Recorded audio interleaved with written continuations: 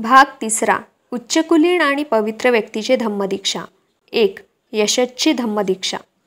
वाराणसी नगरात यशस नावाचा एक राजपुत्र राहत होता. तो वयाने तरुण आणि दिसावयास अत्यंत देखणा होता. तो आपल्या आईवडिलांचा अत्यंत आवडता होता. त्याच्याजवळ विपुल संपत्ती होती. त्याच्याजवळ मोठा लवाजमा असून त्याचे अंतपुरही मोठे होते. तो आपला सर्व वेळ फक्त नृत्य, मद्यपान आणि विलासात घालवी. काही काळ लोटल्यानंतर त्या सर्वाची त्याला शिसारी आली. त्या गर्ततेतून कसे बाहेर पडावे, असल्या जिण्यापेक्षा जीवनाचा अधिक चांगला असा एखादा मार्ग काय आहे, काय करावे हे न कळल्यामुळे आपल्या पित्याचे घर सोडून जाण्याचे त्याने ठरवले. एका रात्री त्याने पित्याचे घर सोडले आणि तो इकडे तिकडे भटकू लागला. फिरता फिरता तो ऋषी पतनाच्या दिशेने वळला. थकवा आल्यावर तो खाली बसला आणि स्वतःशीच मोठमोठ्याने म्हणू लागला, मी कुठे आहे? यातून आता मार्ग कोणता? अरे रे, काय ही दुर्दशा, केवढे हे संकट! ज्या दिवशी तथागताने पंचवर्गीय भिक्खूंना ऋषीपतन येथे पहिले प्रवचन दिले, त्याच दिवशी रात्री हा प्रकार घडला. यशस ऋषीपतनाकडे येत असताना तेथे राहत असलेले तथागत भगवान बुद्ध पहाटे उठून उघड्या हवेत इकडून तिकडे फेऱ्या घालीत होते. आपल्या भावना व्यक्त करीत येणाऱ्या त्या उमद्या तरुणास भगवंतांनी पाहिले आणि त्याचा तो नैराश्याचा आक्रोश ऐकून भगवंत म्हणाले, काही दुःख नाही की काही संकट नाही, ये मी तुला मार्ग दाखवतो. आणि भगवंतांनी त्याला आपल्या धम्माचा उपदेश दिला. आणि यशसने जेव्हा तो उपदेश ऐकला तेव्हा तो हर्षभरीत झाला. मग त्याने आपले सोनेरी पादत्राणी काढली व तो भगवंताच्या सानिध्यात जाऊन बसला आणि आदराने त्याने त्याला वंदन केले. भगवान बुद्धाचे शब्द ऐकून तथागतांनी शिष्य म्हणून आपला स्वीकार करावा अशी त्याने विनंती केली. नंतर भगवंतांनी त्याला बोलवून भिक्खू होण्याविषयी सांगितले. यशसने ते मान्य केले. आपला पुत्र नाहीसा झाल्याचे समजल्यावर यशसच्या आईवडिलांना अत्यंत दुःख झाले. पित्याने त्याचा शोध लावण्यास सुरुवात केली.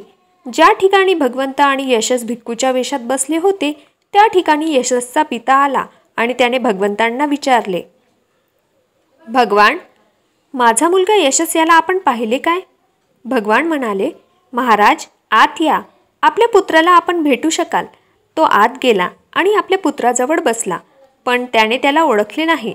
यशस आपल्याला कसा भेटला आणि आपले प्रवचन ऐकल्यावर तो भिक्खू कसा झाला हे भगवंतांनी त्याला सांगितले. तेव्हा पित्याने पुत्राला ओळखले आणि आपल्या पुत्राने योग्य मार्ग स्वीकारल्याबद्दल त्याला फार आनंद झाला. बाळ यशस, पिता म्हणाला, तुझी आई शोकाने आणि दुःखाने व्याकुळ झाली आहे. घरी परत ये आणि आपल्या आईला पुन्हा सुखी कर. नंतर यशसने तथागताकडे पाहिले आणि तथागत यशसच्या पित्याला म्हणाले, यशसने पुन्हा त्या संसारी जीवनात यावे आणि पूर्वीप्रमाणे ऐहिक सुखांचा उपभोग घ्यावा अशी आपली इच्छा आहे काय? आणि यशसच्या पित्याने उत्तर दिले, जर माझा पुत्र यशस याला आपल्याबरोबर राहण्यात फायदा आहे असे वाटत असेल तर त्याला राहू द्या. यशसने भिक्खू म्हणून राहणेच अधिक पसंत केले. निरोप घेण्यापूर्वी यशसचा पिता म्हणाला, भगवान तथागताने माझ्या घरी माझ्या कुटुंबियासमवेत भोजन करण्यास संमती द्यावी. तथागतांनी आपले वस्त्रे परिधान करून भिक्षापात्र घेतले आणि यशसबरोबर ते त्याच्या पित्याच्या घरी गेले. तेथे पोहोचल्यावर यशसची आई आणि त्याची पूर्व आयुष्यातील पत्नी यांना ते भेटले. भोजनानंतर तथागतांनी त्या कुटुंबातील सर्व मंडळींना आपल्या धम्माचा उपदेश दिला. तो ऐकून त्यांना फार आनंद झाला आणि त्यांनी त्या उपदेशाचे पालन करण्याचे वचन दिले. वाराणसीतील एका श्रीमंत कुटुंबात यशसचे 4 मित्र होते. विमल, सुबाहू, पुण्यजित आणि गवामपती अशी त्यांची नावे होती. यशसने बुद्ध आणि त्याचा धम्म याचा आश्रय घेतला आहे असे जेव्हा त्यांना समजले तेव्हा जे त्यांना यशसच्या हिताचे ते आपल्याही हिताचे आहे असे वाटले. म्हणून ते यशसकडे गेले आणि आपले शिष्य म्हणून आपला स्वीकार करण्याविषयी त्यांनी भगवान बुद्धांना प्रार्थना करावी असे त्यांनी त्याला सांगितले. यशसने ते मान्य केले आणि भगवान बुद्धाकडे जाऊन तो म्हणाला, तथागतांनी माझ्या या 4 मित्रांना आपल्या धम्मोपदेशात घेण्याची कृपा करावी, आपला धम्मोपदेश देण्याची कृपा करावी. तथागतांनी ते मान्य केले आणि यशसच्या त्या मित्रांनी धम्मदीक्षा ग्रहण केली. 2. काश्यप बंधूंची धम्मदीक्षा. वाराणसीमध्ये काश्यप या नावाचे एक कुटुंब राहत होते. या कुटुंबात 3 पुत्र होते. ते उच्च विद्याविभूषित असून कर्मठ धार्मिक जीवन जगत होते. काही काळानंतर मोठ्या मुलाने संन्यास घेण्याचा विचार केला. त्याप्रमाणे त्याने घर सोडले व संन्यास घेतला आणि उरुवेला येथे जाऊन त्याने आपला आश्रम स्थापन केला. त्याच्या धाकट्या 2 भावांनी त्याचे अनुकरण केले आणि तेही संन्याशी बनले. ते सगळे अग्निहोत्र किंवा अग्निपूजक होते. त्यांनी लांब केस ठेवले असल्यामुळे त्यांना जटिल असे म्हणत. हे 3 भाऊ उरुवेला काश्यप, नदी काश्यप आणि गया काश्यप या नावाने ओळखले जात. यापैकी उरुवेला काश्यपाचे 500 जटिल अनुयायी होते, नदी काश्यपाचे 300 जटिल शिष्य होते आणि गया काश्यपाचे 200 अनुयायी होते. उरुवेला काश्यप हा त्यांचा प्रमुख होता. उरुवेला काश्यपाची कीर्ती फार दूरवर पसरलेली होती. तो जीवनमुक्त असल्याचे मानले जात होते. लोक दूरदूरच्या ठिकाणाहून लगू नदीवरील त्याच्या आश्रमात येत असत. उरुवेला काश्यपाचे नाव आणि कीर्ती ऐकल्यामुळे तथागतांनी त्याला उपदेश देण्याचा आणि त्याला आपल्या धम्माची दीक्षा देण्याचा विचार केला. त्याच्या वास्तव्याच्या ठिकाणाची माहिती मिळाल्यावर तथागत उरुवेला येथे गेले. तथागतांनी त्यांची भेट घेतली. त्याला उपदेश व दीक्षा देण्याची संधी मिळावी म्हणून ते म्हणाले, काश्यप, जर तुमचा विरोध नसेल तर मला तुमच्या आश्रमात 1 रात्र राहू द्या. काश्यप म्हणाला, आपली विनंती मला मान्य नाही. या प्रदेशावर राज्य करणारा मुलीचंद नावाचा एक रानटी नागराजा आहे. तो भयंकर शक्तिमान आहे. अग्निपूजा करणाऱ्या सर्व संन्यासांचा तो कट्टर शत्रू आहे. तो रात्री आश्रमात येतो आणि अतिशय त्रास देतो. तो मला जसा त्रास देईल तसाच तो आपणासही त्रास देईल असे मला वाटते.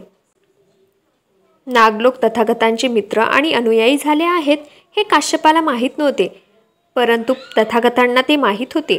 म्हणून तथागत पुन्हा विनंती करीत म्हणाले, तो मला त्रास देण्याची शक्यता नाही. काश्यप, कृपा करा आणि आपल्या अग्निशाळेत मला 1 रात्र राहण्यासाठी जागा द्या. काश्यप अनेक अडचणी सांगू लागला आणि तथागत त्याला पुन्हा पुन्हा आग्रह करू लागले. नंतर काश्यप म्हणाला, वाद करण्याची माझी इच्छा नाही. मला फक्त काहीशी भीती वाटते इतकेच. तुम्ही तुमच्या इच्छेप्रमाणे करू शकता. तथागतांनी ताबडतोब अग्निशाळेत प्रवेश केला व तेथे ते जाऊन बसले. नागराजा मुलीचंद नेहमीच्या वेळी त्या खोलीत आला, परंतु काश्यपाऐवजी तथागत त्या ठिकाणी बसलेले त्याला दिसले. भगवंत बसलेले आहेत आणि त्यांच्या चेहऱ्यावर शांती आणि प्रसन्नता झळकत आहे हे पाहून मुलीचंदास वाटले की आपण एका महान विभूतीच्या सानिध्यात आलो आहोत आणि तो नतमस्तक होऊन त्यांची पूजा करू लागला. आपल्या अभ्यागताचे काय झाले असेल या काळजीने अस्वस्थ झाल्यामुळे काश्यपाला त्या रात्री झोप आली नाही. बहुधा त्याला भस्मसात केले असेल या शंकेने तो भीत उठला. नंतर उजाडल्यावर काश्यप आणि त्याचे एकूण 1 अनुयायी काय घडले असावे हे पाहण्यासाठी आले. मुलीचंदाकडून भगवंतांना काही दुखापत झालेली तर त्यांना दिसली नाही. उलट मुलीचंद भगवंताची पूजा करीत असल्याचे त्यांना आढळले. हे दृश्य पाहून काश्यपाला वाटले की आपण एक महान चमत्कार पाहत आहोत. या चमत्काराचा परिणाम होऊन काश्यपाने तथागतांना आपल्याजवळ राहण्याची आणि आश्रम स्थापन करण्याची विनंती केली. त्यांची काळजी घेण्याचे त्यांनी आश्वासन दिले. तथागतांनी तेथे राहण्याचे मान्य केले. त्या दोघांचे हेतू निरनिराळे होते. काश्यपाचा हेतू मुलीचंद नागापासून आपणास संरक्षण मिळावे हा होता. तथागतांना वाटले की एके दिवस काश्यपाला आपला धम्मोपदेश देण्याची आपल्याला संधी लाभेल, पण काश्यपाने त्याविषयी काहीही अनुकूलता दाखवली नाही. तथागत केवळ चमत्कार करणारे आहेत, बाकी काही नाही असे त्याला वाटले. एके दिवशी आपण स्वतः त्या बाबतीत पुढाकार घ्यावा असे तथागतांना वाटले आणि त्यांनी काश्यपाला विचारले, तुम्ही अहर्ता आहात काय? जर तुम्ही अहर्त नसाल तर या अग्निहोत्रामुळे तुमचे काय हित होणार आहे? काश्यप म्हणाला, अहर्त होणे म्हणजे काय हे मला माहीत नाही. आपण ते मला स्पष्ट करून सांगाल का? नंतर भगवंत काश्यपाला म्हणाले, अष्टांग मार्गापासून च्युत करणाऱ्या सर्व वासनांना ज्यांनी जिंकले आहे तो अहर्त. अग्निहोत्रामुळे मनुष्य पापमुक्त होऊ शकत नाही. काश्यप हा एक अहंमान्य पुरुष होता, परंतु तथागताच्या विधानातील सामर्थ्य त्याला जाणवले. प्रथम मनाची नम्रता व शालीनता व्यक्त करून आणि शेवटी खऱ्या धर्माला प्राप्त होण्याची तयारी करून त्याने हे मान्य केले की जगद्वंद्य भगवंताच्या बुद्धिमत्तेशी आपल्या क्षुल्लक बुद्धिमत्तेची तुलना करून घेणे शक्य नाही. आणि शेवटी खात्री पटल्यावर अत्यंत नम्रतेने भगवंताचा सिद्धांत मान्य करून उरुवेला काश्यप त्यांचा अनुयायी झाला. गुरुला अनुसरून काश्यपांच्या अनुयायांनी तितक्याच नम्रपणे धम्माची शिकवण स्वीकारली. काश्यप आणि त्याचे अनुयायी यांना याप्रमाणे पूर्णपणे दीक्षा देण्यात आली. नंतर उरुवेला काश्यपाने आपल्या सर्व वस्तू आणि यज्ञपात्रे नदीत फेकून दिली. त्या सर्व वस्तू प्रवाहाच्या पृष्ठभागावरून तरंगत खाली वाहत गेल्या. प्रवाहाच्या खालच्या बाजूला राहत असलेल्या नदी काश्यप आणि गया काश्यप यांनी त्या वस्ताद्री सर्व वस्तू अस्ताव्यस्त स्थितीत प्रवाहातून वाहत येत असलेल्या पाहिल्या. तेव्हा ते म्हणाले, या आपल्या बंधूच्या वस्तू आहेत, त्याने त्या का फेकून दिल्या? काहीतरी असाधारण स्थित्यंतर घडले असावे. ते अतिशय दुःखी आणि अस्वस्थ झाले. ते दोघेही आपल्या 500 अनुयायांसह भावाला भेटण्यासाठी प्रवाहाच्या वरच्या बाजूला जाऊ लागले. त्याला आणि त्याच्या अनुयायांना श्रमण वेशात पाहून चमत्कारिक विचार त्याच्या मनात आले आणि त्याच्या कारणांची त्याने चौकशी केली. बुद्धाच्या धम्माच्या दीक्षेची हकीकत उरुवेला काश्यपाने त्यांना दिली. त्यांना सांगितली, आपल्या भावाने जर असे काही केले आहे तर आपणही त्याचे अनुकरण केले पाहिजे असे त्यांना वाटले. त्यांनी आपली इच्छा मोठ्या भावाजवळ प्रकट केली. नंतर त्या 2 भावांना त्यांच्या सर्व अनुयायांसह धम्म आणि अग्निहोत्र याविषयी भगवंताचे तुलनात्मक प्रवचन ऐकण्यासाठी आणण्यात आले. त्या बंधूंना दिलेल्या प्रवचनात तथागत म्हणाले, लाकडावर लाकूड घासल्यावर जसा अग्नी बाहेर पडतो तसा विचारांच्या गोंधळामुळे अग्नी निर्माण होतो आणि अज्ञानाचा काळा धूर वर येतो. काम, क्रोध व अविद्या हे अग्नीप्रमाणे जगातील दुःखाला कारणीभूत होणाऱ्या सर्व गोष्टींना भस्मसात करतात. एकदा हा मार्ग सापडला आणि काम, क्रोध व अविद्या यांचा नाश झाला की त्यांच्याबरोबर नवी दृष्टी, ज्ञान, सदाचरण यांचा जन्म होतो. म्हणून एकदा माणसाच्या अंतःकरणात पापाविषयी घृणा उत्पन्न झाली की तिच्यामुळे तृष्णा नाहीशी होते आणि तृष्णा नाहीशी झाली की मनुष्य श्रमण बनतो. भगवान बुद्धाचे प्रवचन ऐकल्यानंतर त्या महर्षींचा अग्निपूजेविषयीचा आदर नष्ट झाला आणि बुद्धाचे शिष्य होण्याची त्यांनी इच्छा व्यक्त केली. काश्यपाची धम्मदीक्षा हा तथागतांचा महान विजय होता, कारण लोकांच्या मनावर त्यांचा जबरदस्त प्रभाव होता. 3. सारिपुत्त आणि मोगलान यांची धम्मदीक्षा. तथागत राजगृहात राहत असताना तेथे संजय नावाचा एक प्रसिद्ध पुरुष राहत होता. सुमारे 250 परिव्राजक त्याचे शिष्य म्हणून त्याच्याबरोबर राहत होते. त्याच्या या शिष्यवर्गात सारिपुत्त आणि मोगलान या नावाचे 2 तरुण ब्राह्मण होते. संजयाच्या उपदेशाने सारिपुत्त आणि मोगलान याचे समाधान झाले नव्हते आणि ते यापेक्षा चांगल्या तत्त्वज्ञानाच्या शोधात होते. एके दिवशी सकाळी पंचवर्गीय भिक्खूंपैकी स्थविर अश्वजित आपले एक चिवर परिधान करून आणि भिक्षापात्र व दुसरे चिवर हाती घेऊन राजगृह नगरात भिक्षेसाठी आला. अश्वजिताची धीर गंभीर चालचलवणूक पाहून सारिपुत्त चकित झाला. वंदनीय अश्वजितास पाहिल्यावर सारिपुत्त स्वतःशीच विचार करू लागला, खरोखर हा पुरुष म्हणजे जगातील एक महान योग्यतेचा भिक्खू आहे. जर मी या भिक्खूकडे गेलो आणि मित्रा, तू कुणामुळे हे वैराग्य प्राप्त करून घेतलेस? तुझा गुरु कोण? तू कोणता धम्म मानतोस? असे जर मी त्याला विचारले तर काय हरकत आहे? परंतु मग सारिपुत्त मनाशी म्हणाला, या भिक्खूला ही विचारण्याची ही वेळ नव्हे. तो भिक्षेसाठी एका घराच्या आतल्या आवारात शिरला आहे. याचकांना उचित अशा पद्धतीने मी जर याच्या मागोमाग गेलो तर काय हरकत आहे? आणि राजगृहातील आपली भिक्षायात्रा संपविल्यावर वंदनीय अश्वजित मिळालेले अन्न घेऊन परत फिरला. नंतर ते ज्या ठिकाणी होते त्या ठिकाणी सारिपुत्त गेला. त्याच्यासमोर जाऊन त्याने त्याला अभिवादन केले आणि अदबीने त्याच्याशी बोलून तो त्याच्याजवळ उभा राहिला. अश्वजिताच्या जवळ उभा राहून परिव्राजक सारिपुत्ताने त्याला विचारले, मित्रा, आपली मुद्रा शांत आहे, आपले रूप शुद्ध आहे आणि तेजस्वी आहे. आपण कुणामुळे हे वैराग्य धारण केले आहे? आपला गुरु कोण? आपण कोणता धम्म मानता?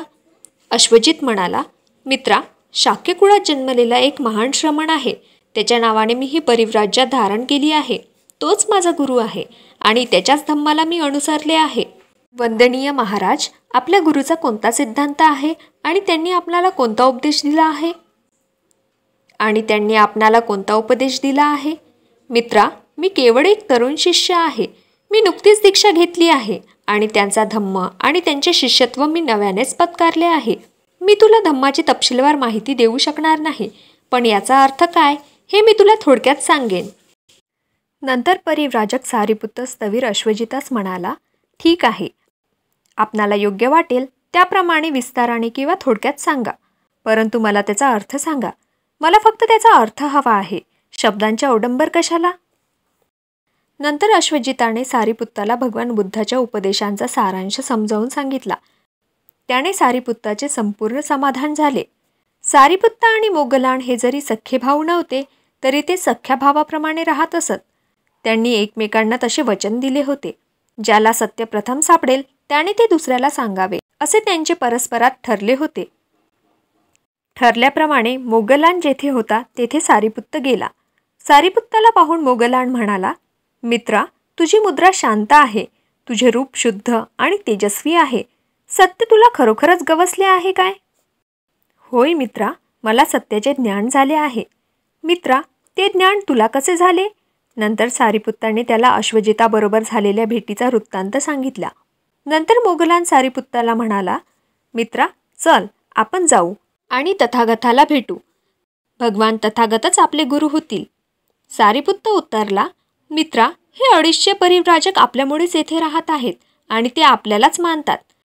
त्यांचा निरोप घेण्यापूर्वी आपण त्यांना हे सांगू, मग त्यांना योग्य वाटेल त्याप्रमाणे ते करतील.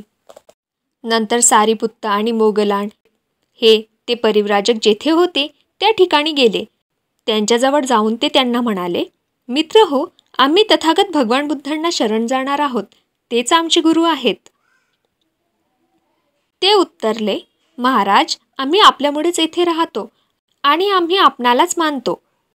महाराज, जर आपण त्या थोर महाश्रमणाच्या मार्गदर्शनानुसार पवित्र जीवन जगणार असाल तर आम्ही तोच मार्ग पत्करू. नंतर सारीपुत्त आणि मोगलान जेथे संजय होता तेथे गेले. त्याच्याकडे जाऊन ते म्हणाले, मित्रा, आम्ही भगवान बुद्धांना जाऊन मिळणार आहोत. तेच आमचे गुरु आहेत. संजय उत्तरला, छे छे मित्रांनो, जाऊ नका. आपण तिघेही या सर्वांची काळजी घेऊ. सारीपुत्त आणि मोगलान यांनी दुसऱ्यांदा व तिसऱ्यांदा हेच सांगितले आणि संजयने पूर्वीप्रमाणेच उत्तर दिले. नंतर 250 परिव्राजकांना बरोबर घेऊन सारीपुत्त आणि मोगलान भगवान बुद्ध जेथे राहत होते त्या राजगृहातील वेळुवनात गेले. सारीपुत्त आणि मोगलान दुरून येत असल्याचेच तथागतांनी पाहिले. त्यांना पाहून ते भिक्खूंना म्हणाले, हे पहा भिक्खू हो, 2 सोबती येत आहेत. सारीपुत्त आणि मोगलान यांच्याकडे बोट दाखवून ते म्हणाले, हे दोघे माझ्या श्रावकांपैकी प्रमुख आणि श्रेष्ठ शिष्यत्य होतील. वेळुवनात पोचल्यावर जेथे भगवान बुद्ध होते तेथे ते गेले. त्यांच्या समोर जाऊन त्यांनी साष्टांग प्रणिपात केला आणि आपले मस्तक भगवंताच्या चरणावर ठेवून ते भगवंतास म्हणाले, भगवंतांनी आम्हाला दीक्षा द्यावी. नंतर एही भिक्कवे हा मंत्र भगवंतांनी उच्चारला आणि सारीपुत्त, मोगलान आणि 250 जटिल बुद्धांचे शिष्य झाले. राजा बिंबिसाराची धम्मदीक्षा. राजगृह ही मगध राजश्रेणीय बिंबिसाराची राजधानी होती. एवढ्या मोठ्या संख्येने जटिलांचे दीक्षांतर झाल्याचे ऐकून शहरातील प्रत्येकजण भगवान बुद्धाविषयी चर्चा करू लागला. अशा प्रकारे राजा बिंबिसाराला भगवान बुद्ध शहरात आल्याचे कळले. राजा बिंबिसाराने मनात विचार केला, अत्यंत सनातनी आणि दुराग्राही अशा जटिलांना दीक्षांतर करण्यास लावणे ही साधी गोष्ट नव्हे. निश्चित तो अहर्त आणि सम्यक संबुद्धच असला पाहिजे. तो विद्वान, सद्वर्तनी, जगाचे संपूर्ण ज्ञान झालेला, यात्रिक लोकाचा मार्गदर्शन करणारा सर्वश्रेष्ठ पुरुष आणि देव व मानव यांचा गुरु असला पाहिजे. जे सत्य त्याला स्वतः समजले आहे अशा सत्याचा उपदेश तो करीत असला पाहिजे. त्याचा आदी, मध्य आणि अंत कल्याणकारक आहे. ज्याचा आशय आणि शब्द हे दोन्ही अत्यंत सुंदर आहेतच, तसाच धम्म तो शिकवित असला पाहिजे. संपूर्ण निर्दोष, शुद्ध आणि पवित्र जीवनाचा तो प्रचार करीत असला पाहिजे. त्याच्यासारख्या माणसाचे दर्शन घेणे योग्य होय. म्हणून राजा बिंबिसार मगधातील 12 दशसहस्त्र ब्राह्मण आणि गृहस्थ यांच्यासह ज्या ठिकाणी भगवान बुद्ध होते तेथे गेला. भगवंताच्या समोर जाऊन त्यांना अभिवादन करून तो त्यांच्याजवळ बसला. मगधातील ते 10 ब्राह्मण आणि गृहस्थ यांच्यापैकी देखील काहींनी तथागतास आदराने वंदन केले आणि त्यांच्याजवळ बसले. काहींनी तथागतास कुशल क्षेत्र विचारून त्याच्याजवळ जाऊन विनम्रपणे बसले. काही जण हात जोडून तथागतापुढे बसले. काहींनी तथागतास आपले नाव आणि गोत्र सांगून ते त्याच्याजवळ बसले. काही जण काही न बोलता जवळ बसले. मगधातील त्या 12 दशसहस्त्र ब्राह्मणांनी आणि गृहस्थांनी भगवान बुद्धाच्या बरोबर आलेल्या भिक्खूंमध्ये उरुवेला काश्यपाला पाहिले. त्यांच्या मनात विचार आला, हे कसे काय? हा थोर श्रमण उरुवेला काश्यपाचे अनुयायित्व पत्करून पवित्र जीवन अनुसरत आहे की उरुवेला काश्यप या थोर श्रमणाचे अनुयायित्व पत्करून पवित्र जीवन जगत आहे? त्या सर्वांच्या मनात उद्भवलेला प्रश्न जाणून तथागत उरुवेला काश्यपाला म्हणाले, हे उरुवेलावासी, तुला लोक महापुरुष म्हणतात. तुला असे काय आढळले की ज्यामुळे तू अग्निपूजा सोडून दिलीस, अग्निहोत्राचा त्याग केलास? हे कसे काय घडले? काश्यपाने उत्तर दिले, रूप, शब्द आणि रस यांनी युक्त असे पदार्थ आणि वासनाधीन स्त्रिया या वस्तूंचीच यज्ञयागापासून प्राप्ती होऊ शकते. या वस्तू अशुद्ध आहेत हे मला समजल्यामुळे मी यज्ञयाग आणि आहुती यात गोडी वाटली नाही. पण तुमची हरकत नसेल तर हा विचार तुमच्या मनामध्ये कशामुळे आला ते सांगा. नंतर उर्वेला काश्यप आपल्या आसनावरून उठला. आपले उत्तरीय वस्त्र त्याने एका खांद्यावर नीट ठेवले. भगवंताच्या चरणी नतमस्तक होऊन त्याने साष्टांग प्रणिपात केला आणि भगवंतांना तो म्हणाला, तथागत माझे गुरु आहेत, मी त्यांचा शिष्य आहे. तेव्हा मगधातील त्या ब्राह्मणांना आणि गृहस्थांना समजले की उर्वेला काश्यप हा या महाश्रमणाचे अनुयायित्व पत्करून पवित्र जीवन अनुसरत आहे. नंतर त्या 12 दशसहस्त्र ब्राह्मणांनी आणि गृहस्थांच्या मनात उद्भवलेला प्रश्न ओळखून भगवान बुद्धांनी त्यांना आपल्या धम्माचा उपदेश दिला. एकही काळा डाग न पडलेल्या स्वच्छ वस्त्राला ज्याप्रमाणे रंग उत्तम चढतो, त्याप्रमाणे बिंबिसार ज्यांचा अधिपती आहे अशा त्या मगधवासीय हजारो ब्राह्मण गृहस्थांनी त्या शुद्ध आणि निष्कलंक धम्माचा रंग धारण केला. 1000 लोकांनी तर आपण बुद्धाचे उपासक झाल्याची घोषणा केली. ते दृश्य पाहून धम्म समजल्यावर व त्याचे आकलन झाल्यावर, अनिश्चितता नष्ट झाल्यावर, सर्व शंकाचे निरसन झाल्यावर आणि पूर्ण ज्ञान प्राप्त झाल्यावर मगधराज श्रेणीय बिंबिसार भगवंतांना म्हणाला, भगवान, पूर्वी मी राजपुत्र असताना माझ्या ज्या 5 इच्छा होत्या त्या आता पूर्ण झाल्या आहेत. भगवान, पूर्वी मी राजपुत्र असताना माझ्या मनात विचार आला, मला राज्याभिषेक झाला तर काय बहार होईल. भगवन, ती माझी पहिली इच्छा होती. ती आता पूर्ण झाली आहे. आणि नंतर एकदा अहर्त सम्यक संबुद्ध माझ्या राज्यात आला तर किती चांगली गोष्ट होईल. ही माझी दुसरी इच्छा होती. हे भगवान, ती आता पूर्ण झाली. आणि त्या भगवंताची सेवा करणे मला शक्य झाले तर किती बरे होईल. ही माझी तिसरी इच्छा होती. आणि हे भगवन, ती आता पूर्ण झाली आहे.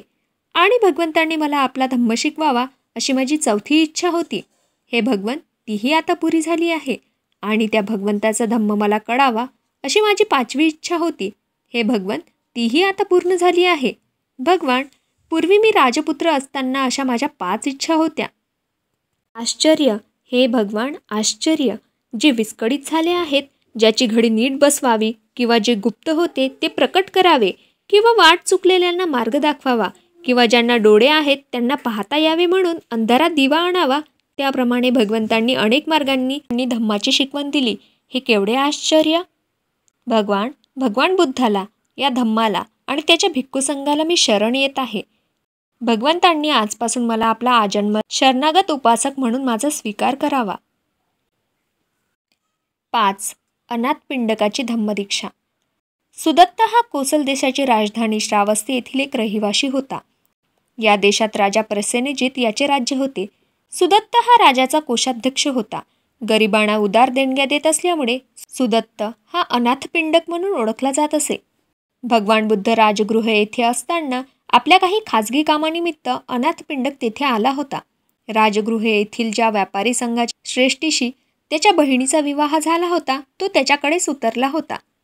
तो आला त्यावेळी श्रेष्ठीकडे भगवान बुद्ध आणि त्याचे भिक्खू यांच्यासाठी भोजनाची एवढ्या मोठ्या प्रमाणावर तयारी चालू असल्याचे त्याला आढळले की येथे एखादा लग्न समारंभ असावा किंवा राजाला आमंत्रण देण्यात आले असावे असे त्याला वाटले.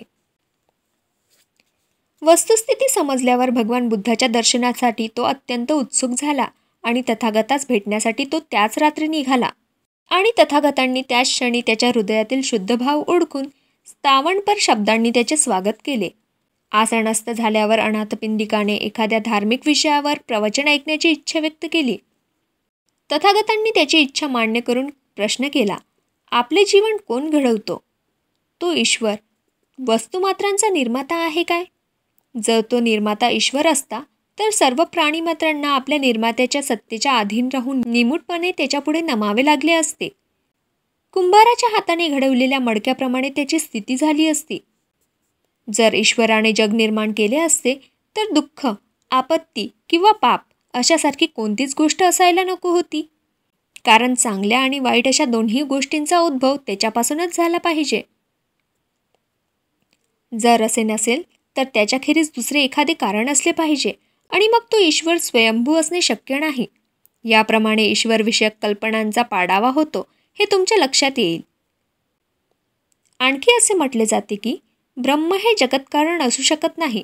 बीपासून झाड होते, त्याचप्रमाणे आपल्या भोवतालच्या सर्व वस्तुकारणांमुळे अस्तित्वात येतात. मग ब्रह्म हे सर्वच वस्तूंचे सारखेच कारण कसे असू शकेल? जर ते सर्वव्यापी असेल तर निश्चितपणे ते त्यांचा निर्माता होऊ शकत नाही. आणखी असे म्हटले जाते की आत्मा हा निर्माता आहे. पण जर आत्मा हा निर्माता असेल तर त्याने सर्व वस्तू सुखकर का केल्या नाहीत? दुःख आणि सुख ही वास्तविक सत्य होत ती आत्म्याने निर्माण केली असणे कसे शक्य आहे? दुसरे असे की निर्माता असा कोण नाही किंवा दैव असे काही एक नाही आणि कार्यकारण भाव नाही हे विधान तुम्ही मान्य केले तर आपली जीवने घडवण्याचा आणि साध्यानुसार साधने जुळवून घेण्याचे काय प्रयोजन? म्हणून आमचे म्हणणे असे की अस्तित्वात असलेल्या सर्व वस्तू या कारणाशिवाय अस्तित्वात आलेल्या नाहीत. ईश्वर, ब्रह्म, आत्मा आणि कारणरहित असे दैव यापैकी कोणीही निर्माता नाही, तर आपल्याच कृत्याचे बरे वाईट परिणाम असतात. सर्व विश्व प्रतीत समुत्पाद म्हणजे कार्यकारण भावाच्या सिद्धांतावर आधारलेले आहे आणि जी कारणे क्रियाशील असतात ती अमानसिक नसतात. उदाहरणार्थ, पेला ज्या सुवर्णाचा केलेला असतो तो अंतर्बाह्य सुवर्णच असते. म्हणून आपण ईश्वर पूजेच्या आणि त्यांच्यात प्रार्थनेच्या थोतांडाचा त्याग करूया. ज्यांच्यापासून काहीही फायदा नाही अशा गूढ गोष्टीविषयी निष्फळ कल्पना करीत बसून आपण स्वतःचेच नुकसान करून घेतो. आत्मा आणि स्वार्थीपणा यांचा आपण त्याग करूया आणि कुशल कर्म करूया, म्हणजे त्याचे फळही आपणास चांगलेच मिळेल. अनाथपिंडक म्हणाला, भगवंतांनी जे सांगितले त्यातील सत्य मला समजले आणि आपले मन मोकळे करावे अशी माझी इच्छा आहे. माझे बोलणे ऐकल्यावर मी काय करावे याविषयी भगवंतांनी मला उपदेश करावा. माझ्या आयुष्यात मला खूप कामे आहेत आणि विपुल संपत्ती मिळवल्यामुळे मी चिंताग्रस्त झालो आहे. तरीही माझ्या कामात मला आनंद वाटतो आणि मी त्यासाठी खूप परिश्रम करतो. माझ्या पदरी पुष्कळ नोकरचाकर आहेत आणि माझ्या उद्योगधंद्याच्या यशावर त्यांचे जीवन अवलंबून आहे. आपले शिष्य परिव्राजेच्या सुखाची प्रशंसा करताना आणि जगातील अशांतीला दोष देत असताना मी ऐकले आहे. ते म्हणतात, तथागतांनी आपल्या राज्याचा आणि वारसा हक्काचा त्याग केला आहे आणि सदाचाराचा मार्ग शोधून काढून निर्वाण कसे प्राप्त करावे याचे संबंध जगाला उदाहरण घालून दिले आहे. जे न्याय असेल ते करावे आणि आपल्या बांधवांना सुखी करावे याविषयी माझ्या मनाला उत्कंठा लागून राहिली आहे. म्हणून मला असे विचारायचे आहे की माझी संपत्ती, माझे घर, माझा व्यापार उद्यम याचा मी त्याग केलाच पाहिजे का? आणि आपल्याप्रमाणे धार्मिक जीवनाचा आनंद मिळवण्यासाठी गृहहीन झालेच पाहिजे काय? आणि तथागत म्हणाले, उदात्त आणि अष्टांग मार्गाने जो जातो त्या प्रत्येकाला धार्मिक जीवनाचा आनंद मिळतो. जो संपत्तीला चिकटून राहतो त्याने तिचे विष स्वतःच्याच मनात पेरून घेण्यापेक्षा तिचा त्याग करणे अधिक चांगले. परंतु जो संपत्तीला चिकटून राहत नाही आणि ती जवळ असताना सुद्धा तिचा उपयोग जो चांगल्या तऱ्हेने करतो तो आपल्या बांधवांना वरदान ठरेल. माझे तुम्हाला असे सांगणे आहे की तुमचा जो जीवन व्यवसाय आहे त्यातच तुम्ही राहा आणि परिश्रमपूर्वक आपल्या धंद्यात लक्ष द्या. जीवन, संपत्ती आणि सत्ता माणसाला गुलाम करीत नाहीत, तर त्यांची अभिलाषा त्यांना गुलाम करते. केवळ निष्क्रिय जीणे जगण्यासाठी जो भिक्खू संसार त्याग करतो त्याचा काहीही फायदा होत नाही, कारण आळसावणे जीणे घृणास्पद होय. निष्क्रियतेचा तिरस्कारच केला पाहिजे. माणसाने गृहहीन व्हावे किंवा संसार त्यागाची आवश्यकता वाटल्याशिवाय त्याने संसार त्याग करावा असे तथागताचा धम्म सांगत नाही. माणसाने स्वार्थाच्या भ्रमातून मुक्त व्हावे, आपले चित्त शुद्ध करावे, सुख उपभोगाच्या तृष्णेचा त्याग करावा आणि सदाचाराचे जीवन जगावे असे तथागताचा धम्म सांगतो. आणि लोक काहीही करोत, कारागीर, व्यापारी किंवा राज्याचे अधिकारी म्हणून ते या जगात राहोत किंवा संसार त्याग करून धार्मिक चिंतनात ते आपले आयुष्य घालवत, मात्र आपल्या अंगीकृत कार्यात त्यांनी आपले अंतःकरण ओतले पाहिजे. त्यांनी मेहनती आणि उत्साही असले पाहिजे. पाण्यात वाढणाऱ्या परंतु पाण्याचा स्पर्श न होणाऱ्या कमळाप्रमाणे ते असतील. जीवन संघर्षात कोणाचाही हेवा किंवा द्वेष करीत नसतील आणि या जगात ते स्वार्थाचे नव्हे तर परमार्थाचे जीवन जगत असतील, तर आनंद, शांती आणि समाधान ही खात्रीने त्यांच्या मनात वास करतील. अनाथपिंडिकाला सत्याचे हे दर्शन सर्वोत्कृष्ट, साधे आणि शहाणपणाचे असल्याचे दिसून आले. याप्रमाणे खऱ्या तत्त्वज्ञानात स्थिर झाल्यामुळे त्याने भगवान बुद्धाच्या चरणाशी मस्तक नमविले आणि हात जोडून त्याने त्यांना उपासकाच्या दीक्षेची विनंती केली. 6. राजा प्रसेनजितची धम्मदीक्षा. नंतर भगवान बुद्ध आल्याचे ऐकून राजा प्रसेनजित आपल्या राजेशाही इतमामासह जेतवण विहारात गेला. हात जोडून वंदन करीत तो म्हणाला, माझे हे शूद्र आणि अप्रसिद्ध राज्य खरोखर आज भाग्यवान झाले आहे, कारण आपल्यासारखा सत्याचा राजा, धर्मराज, जगन्नायक उपस्थित असताना या राज्यावर आपत्ती आणि संकटे कशी ओढावतील. ज्या अर्थी आता मला आपले पवित्र चरणांचे दर्शन झाले आहे, त्या अर्थी आपल्या धर्म अमृताचे प्राशन करून द्या. ऐहिक संपत्ती ही अनित्य आणि नाशवंत आहे, तर धर्मरूपी धन शाश्वत आणि अविनाशी आहे. ऐहिक जीवन जगणाऱ्या राजाचेही जीवन दुःखी असते, परंतु पवित्र जीवन जगणाऱ्या सामान्य माणसालाही मनःशांती लाभते.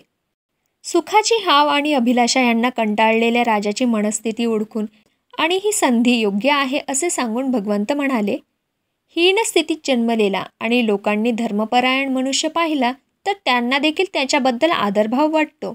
मग पूर्वपुण्याई लाभलेल्या अशा स्वतंत्र राजाला त्याच्याबद्दल किती आदर वाटत असेल. आणि म्हणून मी माझा धम्म थोडक्यात समजावून सांगत असताना महाराजांनी माझे म्हणणे नीट लक्षपूर्वक ऐकावे व आत्मसात करावे. आपली बरी वाईट कृत्ये नेहमी छायेप्रमाणे आपला पाठपुरावा करतात. सर्वात अधिक गरज कशाची असेल तर ती करुणामय हृदयाची. आपल्या प्रजाजनांना एका मुलाप्रमाणे माना. त्यांच्यावर जुलूम करू नका, त्यांचा नाश करू नका. आपल्या शरीराचा प्रत्येक अवयव आपल्या ताब्यात ठेवा. कुमार्गाच्या विचारांचा त्याग करा व सन्मार्गाने जा. दुसऱ्यांना पायदळी तुडवून स्वतःच्या उच्चपदी चढू नका. दुःखीलेल्यांना सुख द्या आणि त्यांना आपला मित्र माना. राजेशाही बडेजावीस अधिक महत्त्व देऊ नका किंवा तोंडपूजा करणाऱ्यांची गोड शब्दात केलेली स्तुती ऐकू नका. तपश्चर्येने स्वतःला क्लेश करून घेण्यात काहीही लाभ नसतो. म्हणून धम्माचे चिंतन करा व सदाचारणाच्या नियमाचे महत्त्व ओळखा. दुःखाचे व अनिष्ट गोष्टीचे पर्वत आपल्याभोवती सर्वत्र उभे आहेत आणि खऱ्या धर्माचा विचार केल्याने त्यातून आपली सुटका होऊ शकेल. मग अन्याय करण्यात काय फायदा आहे. सर्व शहाणे लोक शारीरिक सुख उपभोगाची उपेक्षा करतात. ते कामवासनांचा तिरस्कार करतात आणि पवित्र जीवनाचा अवलंब करतात. झाडाला आग लागली तर त्यांच्यावर पक्षी कसे राहू शकतील. जिथे वासना तिथे सत्य राहू शकत नाही. हे ज्ञान झाला नाही तो विद्वान मनुष्य जरी ऋषी म्हणून त्याची स्तुती होत असली तरी तो अज्ञात समजला पाहिजे. मला हे ज्ञान झाले आहे त्यालाच प्रज्ञा प्राप्त होते. ही प्रज्ञा प्राप्त करून घेणे हा जीवनाचा एकमेव उद्देश आहे. तिच्याकडे दुर्लक्ष करणे म्हणजे जीवनाचे अपयशच होय. सर्व पंथांची शिकवण याच्यावरच केंद्रित झाली पाहिजे, कारण त्याच्याखेरीज ज्ञान अशक्य आहे. हे सत्य केवळ ऋषीमुनींच्याच नाही तर प्रत्येक मानव प्राण्याशी त्याचा संबंध आहे. व्रतस्थ भिक्खू आणि कौटुंबिक जीवन जगणारा मनुष्य यांच्यात या बाबतीत काहीही फरक पडत नाही. ऋषींचीही अधोगती होऊ शकते आणि सामान्य कुटुंबवत्सल माणसे देखील ऋषीपदाला पोहोचू शकतात. कामवासनेच्या भरतीपासून सर्वांना सारखाच धोका असतो. सगळे जग त्या भरतीत वाहून जाते. जो तिच्या भोवऱ्यात सापडतो त्याची सुटका होत नाही. परंतु प्रज्ञा ही नौका आहे आणि विचार हे तिचे सुकाणू आहेत. धम्म तुम्हाला असा आदेश देतो की तुमच्या या शत्रूपासून तुम्ही आपले संरक्षण करा. आपल्या कर्माचे परिणाम टाळणे आपल्याला अशक्य आहे, म्हणून आपण सत्कर्मेच करावीत. आपल्या हातून दुष्कृत्य होऊ नयेत म्हणून आपले विचार तपासून पाहूया, कारण आपण जे पेरतो तेच आपणास मिळते. प्रकाशातून अंधाराकडे आणि अंधारातून प्रकाशाकडे जाणारे मार्ग असतात. अंधारातून गडद अंधाराकडे आणि संधिप्रकाशातून अधिक उज्ज्वल प्रकाशाकडे जाणारेही मार्ग असतात. सुज्ञ मनुष्याला अधिक प्रकाश पाहिजे असतो, म्हणून तो प्रकाशाचाच उपयोग करेल. तो अविरतपणे सत्यज्ञानाच्या प्राप्तीसाठीच प्रगती करत राहील. सद्वर्तनाने आणि बुद्धीचा उपयोग करून आपले खरे श्रेष्ठत्व दाखवा. ऐहिक वस्तूंच्या व्यर्थत्वाविषयी खोल विचार करा आणि जीवन चंचल आहे हे समजावून घ्या. मन उदात्त करा आणि निश्चय ध्येयावर निष्ठा असू द्या. सद्वर्तनाच्या राजधर्माच्या नियमांचे उल्लंघन करू नका आणि तुमचा आनंद बाह्य वस्तूंवर अवलंबून न ठेवता तुमच्या स्वतःच्या मनावर अवलंबून ठेवा. असे कराल तर तुमची कीर्ती चिरकाळ टिकेल. भगवान बुद्धाची अमृतवाणी राजाने अत्यंत आदराने ऐकली आणि अंतःकरणात साठवली आणि त्यांचा उपासक होण्याचे त्यांना वचन दिले. 7. जीवकाची धम्मदीक्षा. जीवक हा राजगृहातील शालावती नावाच्या वैश्याचा मुलगा होता. अनौरस असल्यामुळे जन्माबरोबर ते मूल एका टोपलीत घालून मातीच्या ढिगावर टाकून देण्यात आले होते. त्या मातीच्या ढिगाऱ्याजवळ बरेचसे लोक त्या मुलाकडे पाहत उभे राहिले. राजकुमार अभय त्या बाजूने जात होता. त्याने लोकांना विचारल्यावर त्यांनी सांगितले ते जिवंत आहे, म्हणून त्या मुलाला जीवक असे नाव मिळाले. उभयाने त्याला दत्तक घेतले आणि त्याचे पालनपोषण केले. जीवक मोठा झाल्यावर आपण कसे वाचलो हे त्याला समजले आणि इतरांना वाचवण्याची तीव्र इच्छा त्याच्या मनात निर्माण झाली. म्हणून अभयाला न कळवता त्याने त्याची संमती न घेताच तो तक्षशिला विद्यापीठात गेला आणि तेथे 7 वर्षे त्याने वैद्यकीचा अभ्यास केला. राजगृहाला परतल्यावर त्याने आपला वैद्यकीय व्यवसाय सुरू केला आणि थोड्याच काळात या व्यवसायात त्याने मोठे नाव कमावले आणि कीर्ती मिळवली. साकेत येथील एका श्रेष्ठीची बायको ही त्याला मिळालेला पहिला रोगी असून तिला बरी करण्याबद्दल त्याला 16,000 काशारकण, 1 गडी, 1 मोलकरीण आणि 1 घोडागाडी इतका मोबदला मिळाला. त्याची लौकिक ओळखून अभयाने त्याला राहण्यासाठी आपल्या राजवाड्यातच जागा दिली. राजगृह येथे त्याने बिंबिसाराला त्रासदायक अशा भगंदर रोगापासून मुक्त केले आणि त्यासाठी बिंबिसाराच्या 500 राण्यांचे सर्व अलंकार त्याला बक्षीस म्हणून मिळाले असे सांगतात.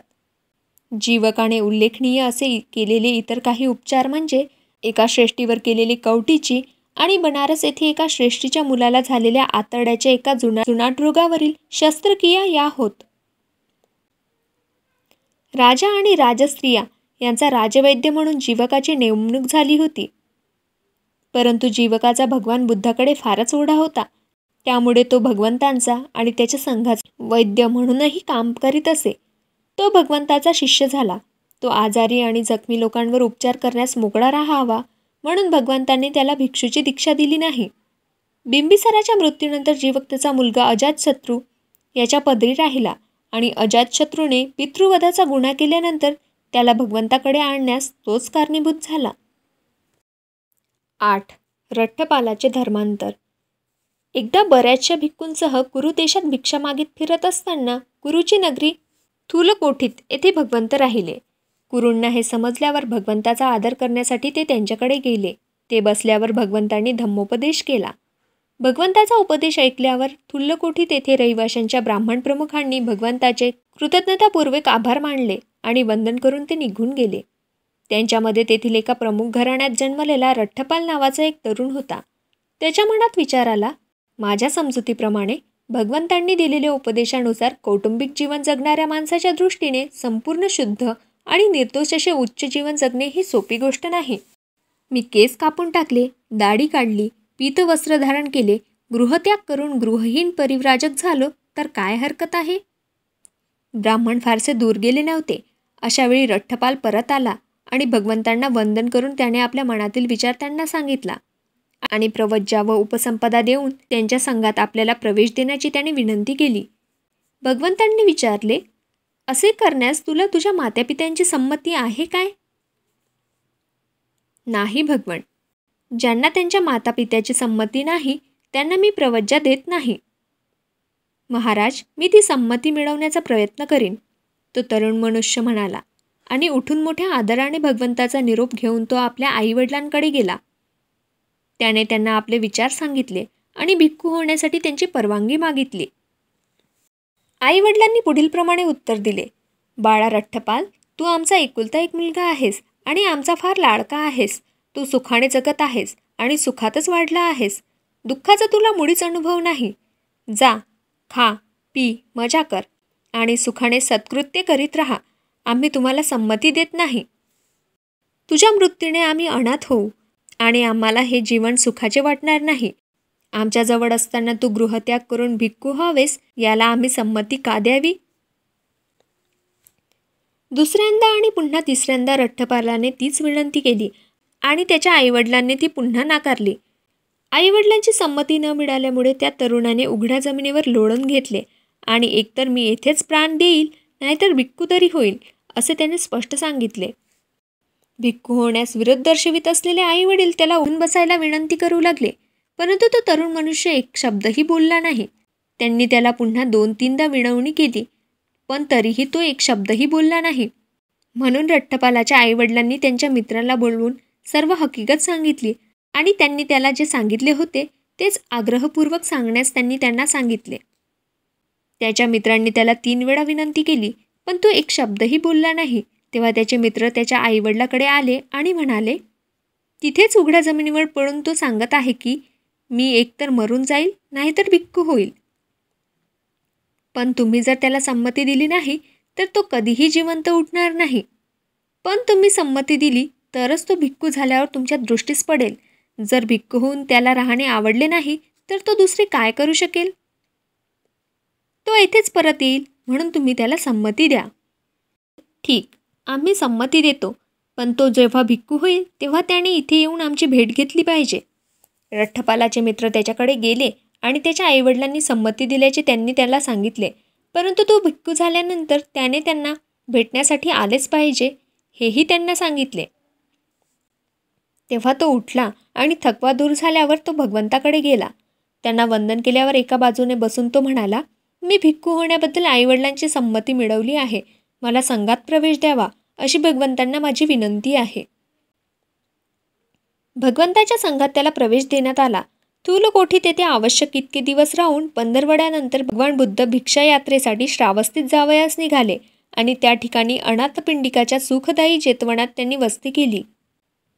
ज्या आदर्शाच्या शोधात तरुण लोक गृहत्याग करून गृहहीन भिक्खू होतात, तो उपरतीच्या जीवनाचा सर्वश्रेष्ठ आदर्श भिक्खू रठ्ठपालाला एकांतवास, कष्ट, दृढता व निस्वार्थ यांनी परिपूर्ण असे जीवन जगल्यावर लवकरच मिळावा.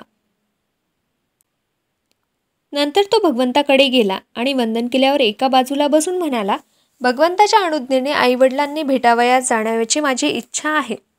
रठ्ठपालाच्या मनातील विचारांची आपल्या मनात बारकाईने तपासणी करून आणि आपल्या मिळवलेल्या शिक्षणाचा त्याग करून सामान्य माणसाचे खालच्या पातळीवरील जीवन जगण्याची इच्छा त्याला होणार नाही हे ओळखून भगवंतांनी त्याला केव्हाही जाण्याची अनुज्ञा दिली.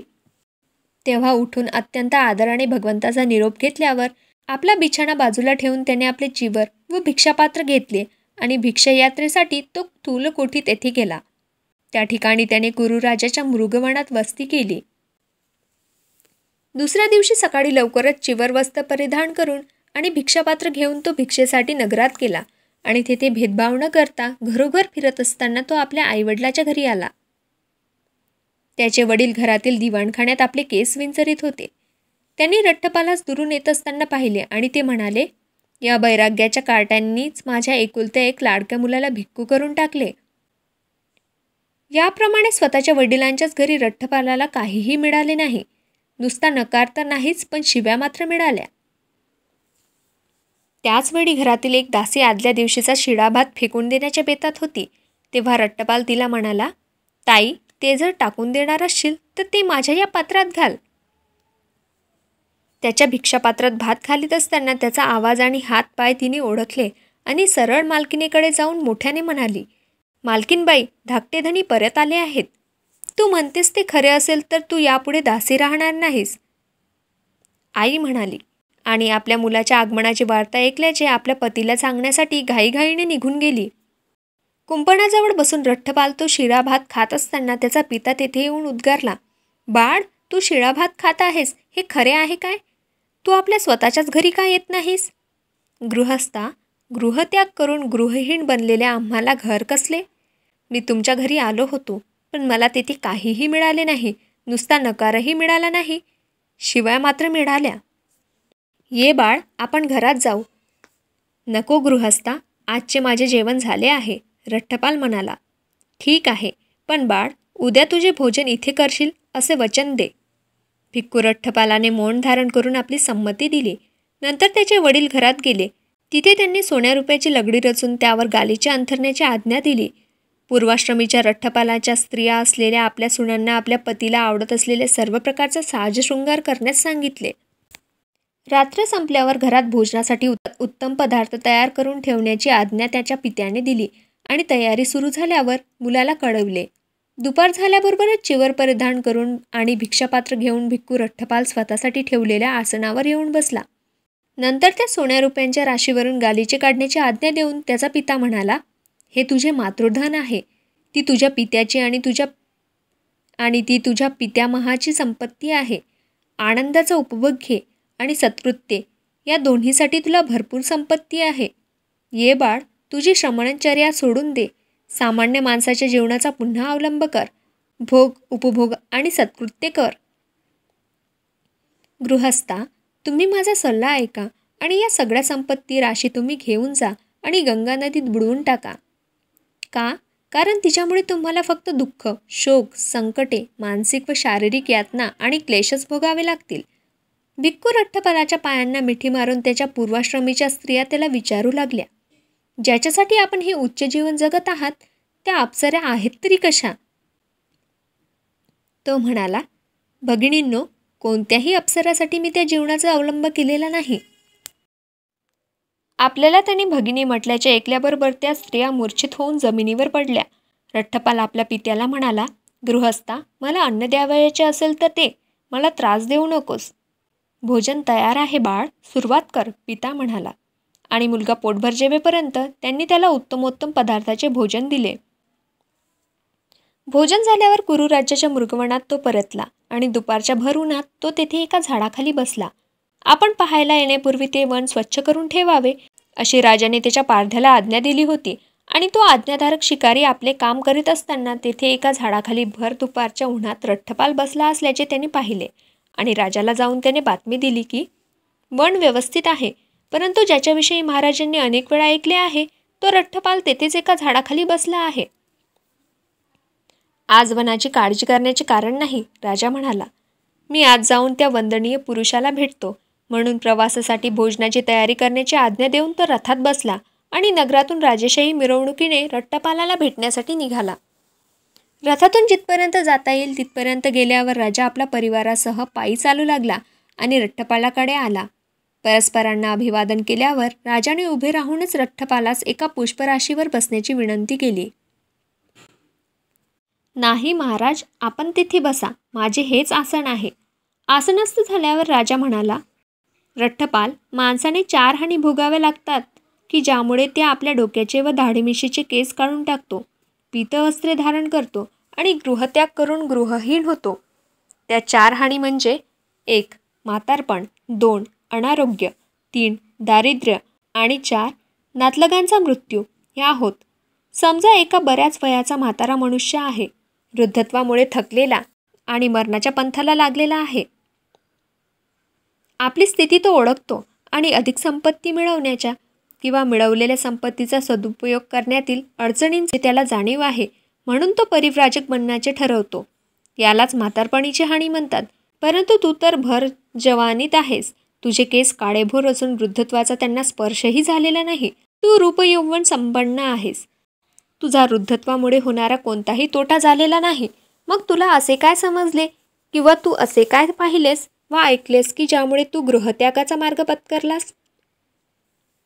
किंवा समजा रोगी यातना भोगणारा किंवा अतिशय आजारी असा मनुष्य आहे, तो आपली स्थिती ओळखतो आणि अधिक संपत्ती मिळवण्याकरता किंवा मिळवलेल्या संपत्तीचा सदुपयोग करण्यातील अडचणीची त्याला जाणीव आहे, म्हणून तो परिव्राजक बनण्याचे ठरवतो. यालाच अनारोग्याची हानी म्हणतात. परंतु तू आजारी नाहीस की यातनाही भोगीत नाहीस. तुझ्या नेमस्त प्रकृतीमुळे तुझी पचनशक्ती चांगली राहिली आहे, म्हणून अनारोग्यामुळे जो तोटा होतो तसा तुझा झालेला नाही. मग तुला असे काय समजले किंवा तू असे काय पाहिलेस व ऐकलेस की ज्यामुळे तू गृहत्यागाचा मार्ग पत्करला? किंवा तिसऱ्या एका माणसाचे उदाहरण घेऊ. श्रीमंत आणि वैभवशाली झाल्यानंतर आणि क्रमाक्रमाने ते वैभव गमावल्यानंतर तो आपली स्थिती ओळखतो. अधिक संपत्ती मिळवण्यातील किंवा मिळवलेल्या संपत्तीतील सदुपयोग करण्यात त्याच्या अडचणीची त्याला जाणीव होते, म्हणून तो परिव्राजक होण्याचे ठरवतो. नातलगांच्या मृत्यूमुळे झालेला तोटा म्हणतात. परंतु तुला मित्र आणि नातलग खूप आहेत. नातलगांच्या मृत्यूमुळे जो तोटा होतो तसा तुझा झालेला नाही. मग तुला असे काय समजले किंवा तू असे काय पाहिलेस किंवा ऐकलेस की ज्यामुळे गृहत्याग करण्याचा मार्ग तू पत्करलास? रठ्ठपाल उत्तरला, महाराज, मी गृहत्याग करून गृहिणी झालो याचे कारण असे की ज्ञानी आणि दार्शनिक सम्यक संबुद्धांनी सांगितलेली 4 तत्वे मी समजावून घेतली, पाहिली आणि ऐकली. ती 4 तत्वे अशी: 1. जग अनित्य असून सतत बदलत आहे. 2. जगाला रक्षण करता किंवा पालन करता असे कोणीही नाही. 3. आपली कशावरही मालकी नाही. प्रत्येक वस्तू मागे ठेवूनच आपणाला गेले पाहिजे. 4. तृष्णेच्या आहारी गेल्यामुळे जगात दुःख आहे आणि त्यामुळे जगात अनेक उणिवा असून ते सारखे धडपडत आहेत. विलक्षण, खरोखर उत्कृष्ट, राजा उद्गारला. भगवंतांनी सांगितलेले ते किती बरोबर आहे. मित्रांनो, व्हिडिओ आवडल्यास लाईक करा आणि अशाच नवनवीन माहितीसाठी आपल्या चॅनलला सबस्क्राईब करा.